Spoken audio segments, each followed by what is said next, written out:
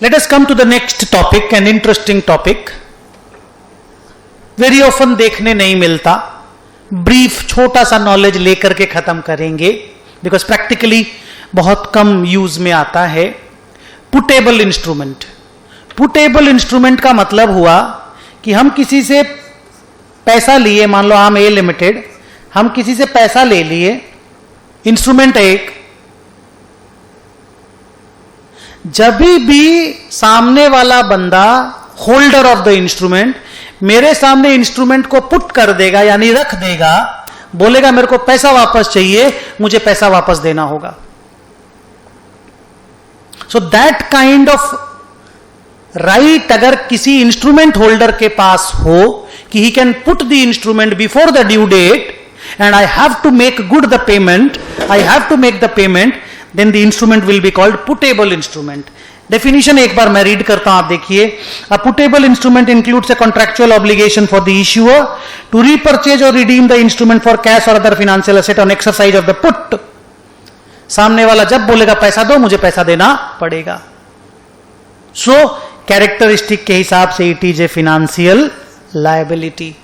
सो आप जनरली मान के चलिएगा, all puttable instruments are financial liabilities. They are not equities, they are financial liabilities. Because characteristic देखिए ना, सामने वाला रखा, मुझे पैसा वापस देना पड़ेगा, इट इज फिनेंशियल लायबिलिटी. लेकिन अगर किसी पुटेबल इंस्ट्रूमेंट में ये तीनों कैरेक्टरिस्टिक को, पहले तो इस तरह के पुटेबल इंस्ट्रूमेंट इंडिया में इश्यू नहीं होते, ग्लोबली ये सब चीजों का चलन है, इंडिया में कम है या नहीं के बराबर है, बट स्टिल इंडिया 109 डिस्कस करता है. मुझे लगा कि आप लोगों को बताना चाहिए, तो I am just taking a few minutes of yours. If the puttable instrument has all the following features then it will be classified as equity. क्या क्या फीचर होने से इनको इक्विटी बोलेंगे? वन, होल्डर को, जो भी पुट वाला हो और इंस्ट्रूमेंट वाला होल्डर है, he is entitled to pro rata payment of the entity's net assets. उस दिन कंपनी का जो नेट असेट रहेगा उतना ही पेमेंट मिलेगा. Two, the instrument is subordinate to all other instrument. वो सबसे कमजोर इंस्ट्रूमेंट है, उसके पास और किसी भी तरह का राइट वाइट वगैरह नहीं है, वीकेस्ट इंस्ट्रूमेंट है. 3, उसको जो टोटल एक्सपेक्टेड कैश फ्लो है वो मेरी प्रॉफिट के हिसाब से ही बदलेगा. हम अगर प्रॉफिट कमाएंगे तो उसको पैसा ज्यादा मिलेगा, हमको अगर लॉस होगा तो उसको पैसा कम मिलेगा. Because if I will be incurring losses, my net asset will go down, and if my net asset will go down, he will receive less cash. तो दैट मीन्स ये तो इक्विटी वाला ही कहानी हो गया ना.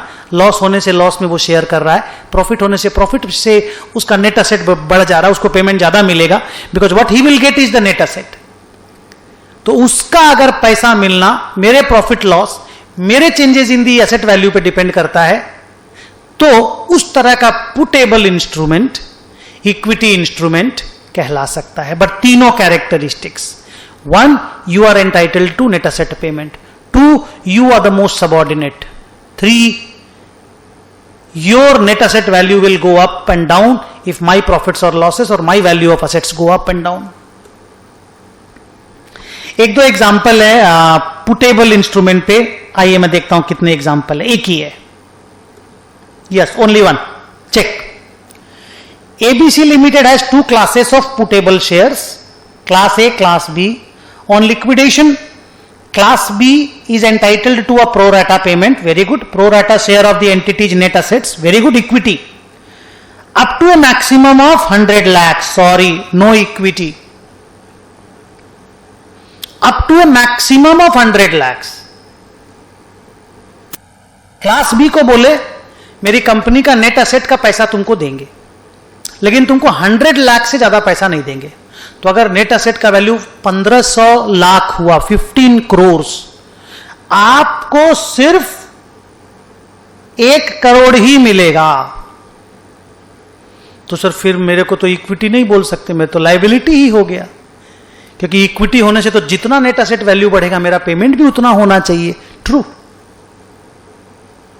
आपका पेमेंट को कैप कर दिया गया, लायबिलिटी के पेमेंट को कैप किया जाता है, इक्विटी के पेमेंट को कैप नहीं कर सकते आप. आगे, there is no limit to the right of class A shareholder to the share of the residual asset on the liquidation. Examine the nature of the financial instrument B. Is it an equity? No. B is not an equity, it is a liability. Check the answer. B cannot be classified as equity.